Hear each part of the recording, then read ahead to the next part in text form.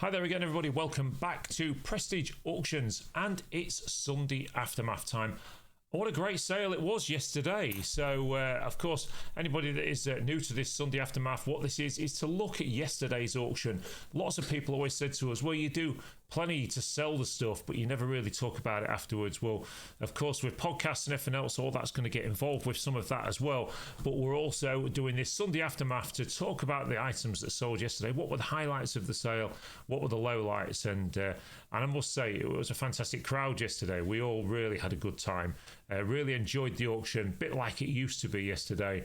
Everyone having a bit of a giggle, and while still getting the business done, of course. Lots of new faces in the room as well. We're averaging at the moment between 15 and 20 new sign-ups a week, and it's great to see lots of new faces coming into Prestige and getting involved with the auctions. And I'll quote one guy yesterday that actually said to me, he went, oh my God, it's really addictive, isn't it? Absolutely, yes. One thing about auctions, buying and selling and everything else, is it's really addictive. And one of the things that we want to teach you all, of course, at Prestige Auctions, is how to buy and sell. Because once you've learned that art, technique, call it what you like, of buying and selling, you know, there's always a possibility of earning more money. Doesn't matter which way you look at it. You know, if you're just looking to earn a few pounds or hundreds of pounds, we're going to try and teach you some of the techniques of how to do that. And the thing is as well, by looking at the auction aftermath like this also gives you a good insight to, well, you know, what does the auctioneer think? What did he think to the stuff that sold in the auction this week? Was it good? Was it bad? Did it make good money? Did it make rubbish money? Who knows? But anyway, let's have a look and see what there was in the sale this week, and see what, of course, that's the opening screen. And then let's see what there was. I mean, we started off a little bit slow yesterday. We had a bit of a laugh about Kim, who bought lot number one. But you'd have to watch the main video to understand that. And then things like this are starting to pick up again already. So little bits and bobs that people can use as Christmas gifts. So, of course, you know, not everybody's got lots and lots of money. Some people are finding things a little bit difficult these days. And if they are, then these sort of things are going to help them out a lot, because they can pick up little bits and bobs at the auction room as little Christmas stocking fillers and that. They will, you know, it will help make ends meet when times can be tricky. Now, the last word was selling. Okay, Hornsey. Now, Hornsey, look out for Hornsey stuff. Hornsey stuff is doing well, because when you look at this stuff here, like this brown colour, it's got the retro look, and that's the look that people are looking for these days. Boxes of copper and stuff, they was all doing okay. And let's just flick through, because if not, we'd set forever with 1,300 pictures. Let's try and pick out some of the bits that, some of the bargains and some of the best bits as well. Well, that stuff there, that riding gear, that started off quite slow and then sped up a little bit, a bit like horse, really. And there you go. This made a few quid in the end. So whether somebody was buying that for themselves or whether was buying it to resell, who knows? A little bit disappointed with some of the jigsaws yesterday. Normally at this time of year they pick up, and they didn't do over well. But what was doing well was some things like this, like individual old 1970s games and 1980s and that. So this one here, of course, Kojak was TV show, cop show, American, back in the 70s and 80s, and so people are looking out for stuff like this. And with more and more of these games cafes and things that are popping up all over the place where people can go and rent space. We've got one down Cleethorpes Seafront now, and it's actually right next to the cinema. Worth going and having a look, because you pay per hour, and there's got hundreds of different old board games, and you can sit there, have a drink and get something to eat and all the rest of it, and play board games. And then we had a bit of a laugh in the auction room about the Salvation Army yesterday, and I was asking the question, who remembers when the Salvation Army used to go around the pubs sort of on a Saturday night, and they'd come up to your table, you're around there with your mates having a few pints and that, and they'd come up and sell you War Cry. I was reliably told it was called the newspaper, and you'd stick a few pence, few coppers or whatever in their tin. Anyway, as we came down, die-cast stuff did okay. We did, of course, talk about the specialist sale. Don't forget the specialist sale, everybody. That's coming up on the 16th of October, and that is already live now on Easy Live Auctions, okay? So we're going to be doing a live on that, or not a live, we're going to be doing a video on that this week at some point to actually go through the pictures like we are doing now. and actually recap everybody on that one. So this one did a few bob as well yesterday. This data receiver or frequency counter or something or other, and it's sometimes these obscure bits that are in the auction room that have come from clearances that make decent money. And who remembers those? And we used to get your prawn cocktail served to you in those at the Coach House years ago. And I don't think they really use them anymore, restaurants and that. So this one here, Little Green Men, of course, this is another older game as well. And this one did a few quid because, you know what? Look at it. The box is in such great condition. Now, one of the questions we do get asked is about these. Now, you see this here? The number that's on the box. We always say the same thing. If we've actually got it on our terms and conditions as well, because of the way auction rooms are set up, auction rooms are either too hot, too cold, a little bit of a humid atmosphere and things. So if you put sort of normal tax stickers on, they come off. So people say, the boxes get ruined and all the rest of it. There's a very, very simple way to do this. Them tickets are not on there very long from us lotting up to you buying it. Take it home, get a hairdryer, and just gently warm it like that. Just over it, backwards and forwards, and it'll just peel straight off. No damage to the box, and it's very simple to do. Don't do what one man did. He actually got on a die-cast toy, read our instructions, went home, couldn't find a hairdryer, so used a wallpaper stripper instead, and nearly set fire to the box. Not a great idea. They're a little bit hot, those ones. Risk, that one sold. I mean, lots of stuff sold. There was a few not sold yesterday, but there really was a lot of mixed clearances in. I think another one of these was the other Hornsey. See, that was Hornsey as well. Not a typical Hornsey pattern that most people would recognise, but once again, it was a seller, and this stuff does make money. So walking down here and looking through these, CDs and DVDs weren't as hot yesterday, and that was basically because one or two of our regular buyers didn't come in for those, so that made them a little bit cheaper, give other people a chance, and not so many of the gaming buyers. But once again, the cassettes, the old, I'll talk about this till I'm blue in the face. People want to bang on about antiques and collectibles and gold and silver and stuff, but do you know what? Blank media does so well. All these old cassettes, 50 odd quid that box did yesterday, 50 odd pound. Who'd have thought that sort of stuff would make that sort of money? And of course, books and CDs and things. Books again were doing okay in the room. We seem to have found a few decent book buyers, and which is quite good.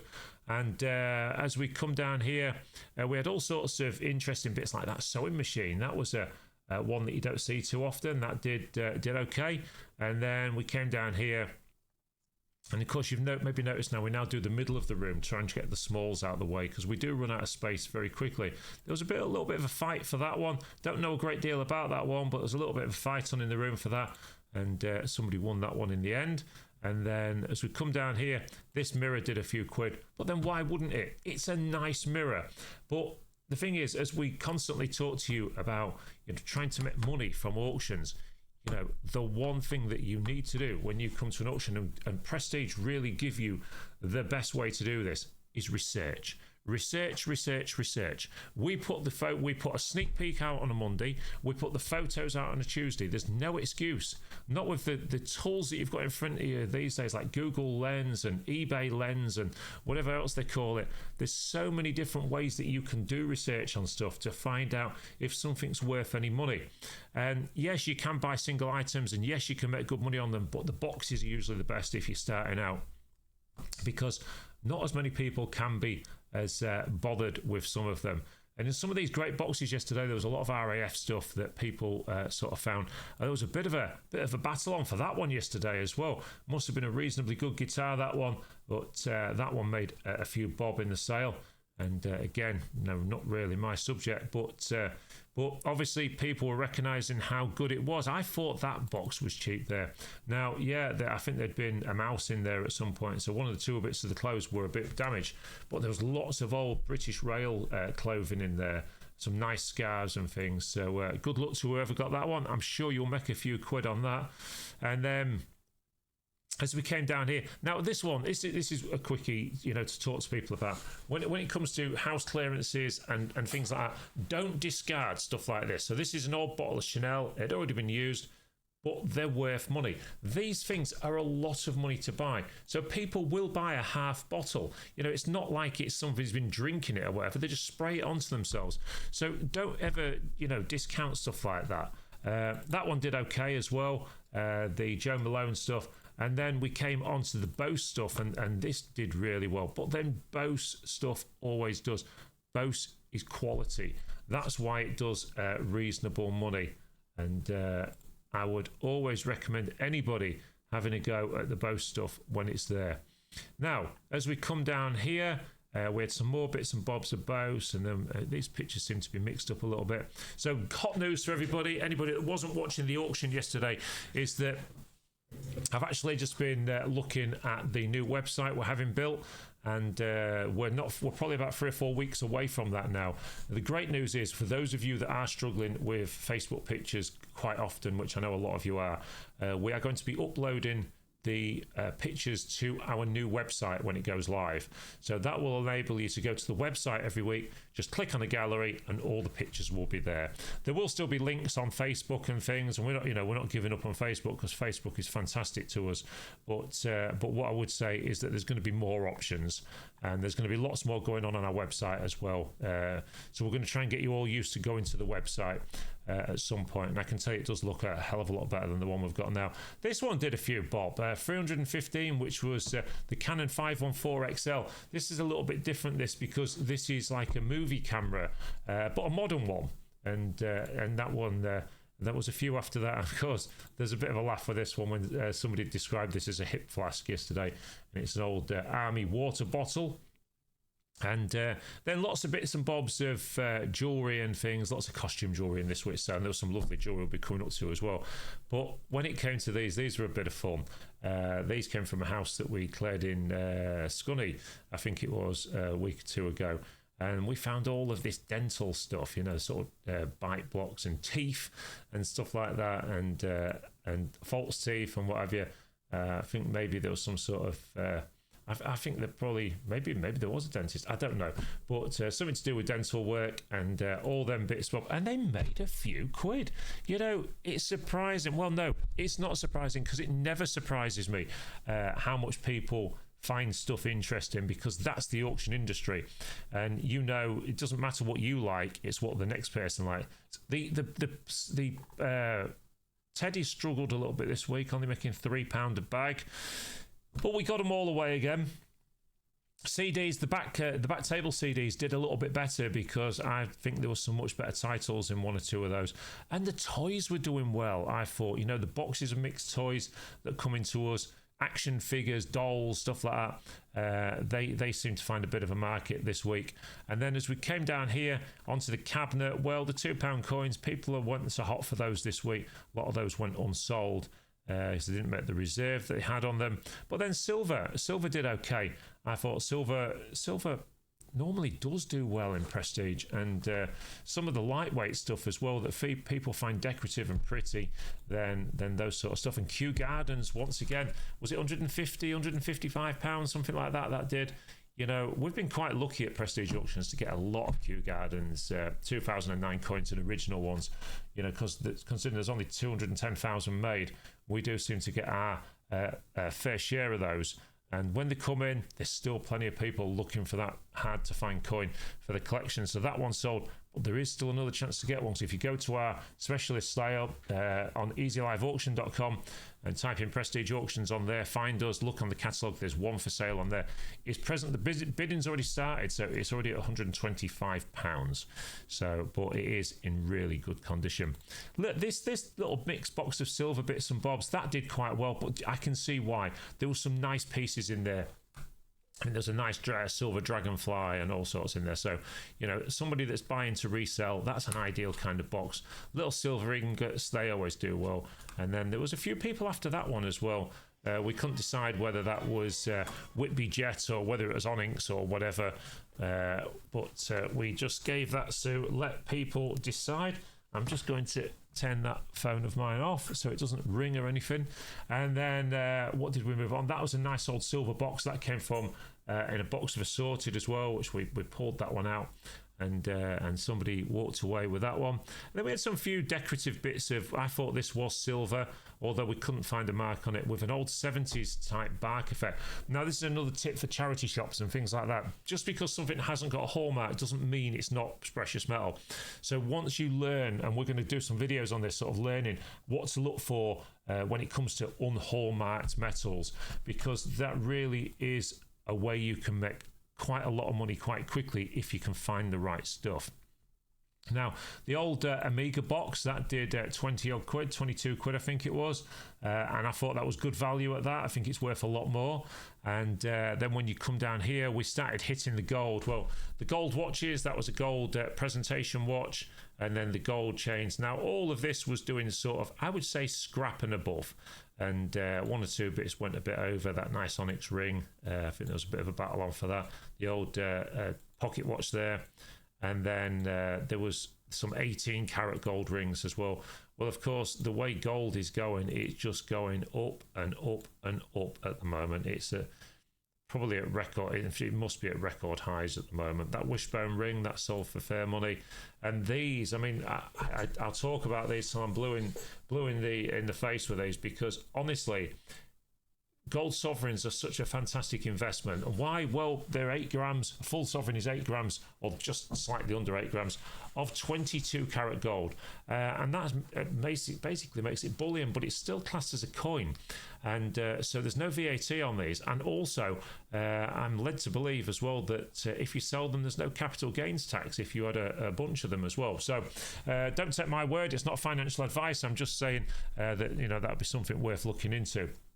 The thing is, at the moment, you know, a gold sovereign is scrapping at around £460, something like that. So a full sovereign, of course, a half sovereign is half of that. And this had the 9 carat around the sides as well.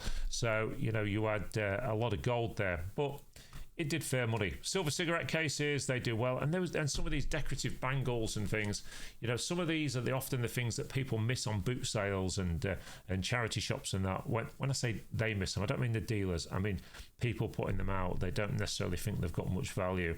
That one there, that was okay because all of that strap there and the case is 9 karat gold.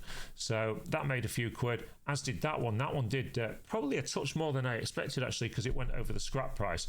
But then why would you scrap it? It's a lovely old 9 carat piece, that one.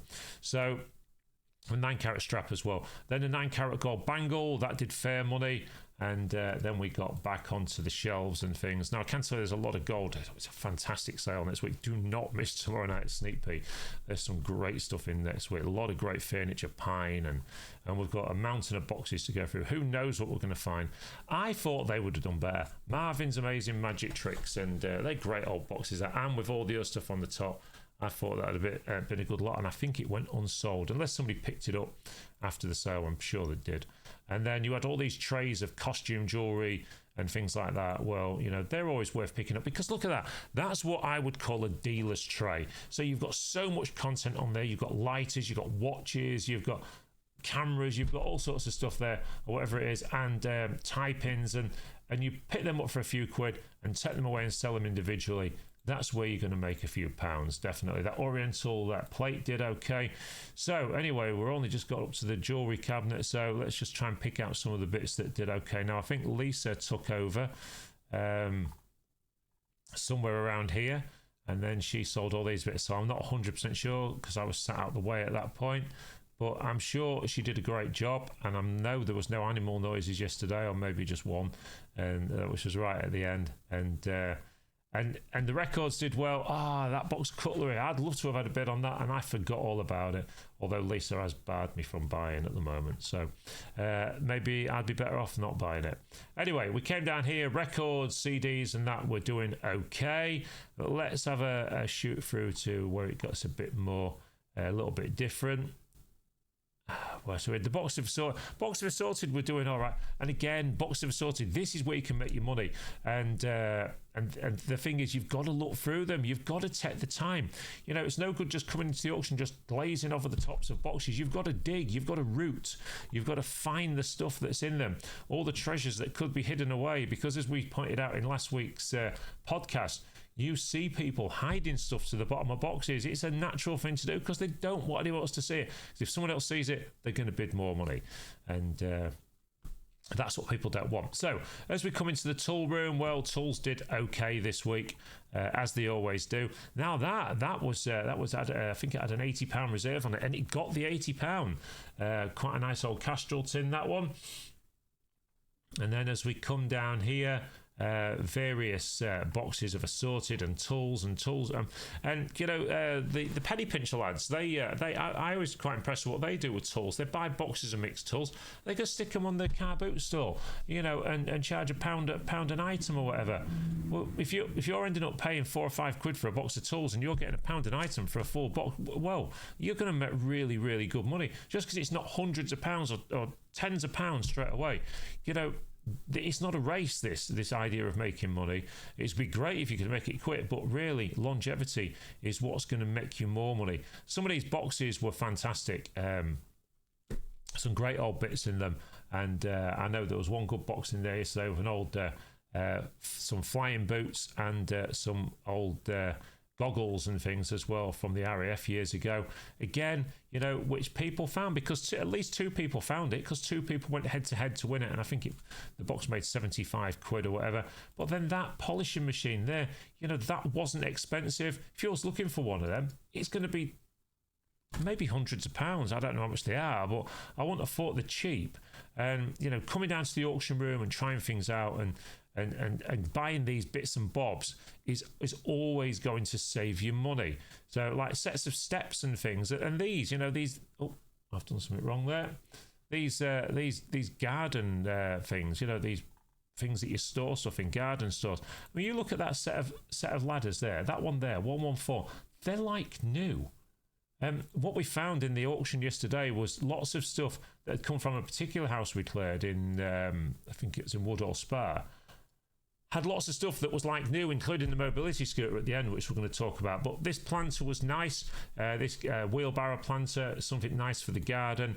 And again, a few people went head to head on that one. I thought that looked like a transformer, but it's actually the back of a helmet. And then that one did a few quid. That came from the same house, which was this nice petrol lawnmower, but again, more of an industrial size and a lot of money to buy. So, you know, that and the still stuff that came from there, like that, everything that was in this house that was like reasonably new. The trailer again from the same house, funnily enough. I think that did about £400, and you can see why, because these are £1,000 plus to buy brand new. Other than it being a little bit mucky, I mean, you know, you get your jet washer on that checker plate at the back there and clean this out, and that's going to be like new, because it was like new. And you know, I don't understand people that just want to go out and buy new all the time, because it's just costing you money you don't need to spend.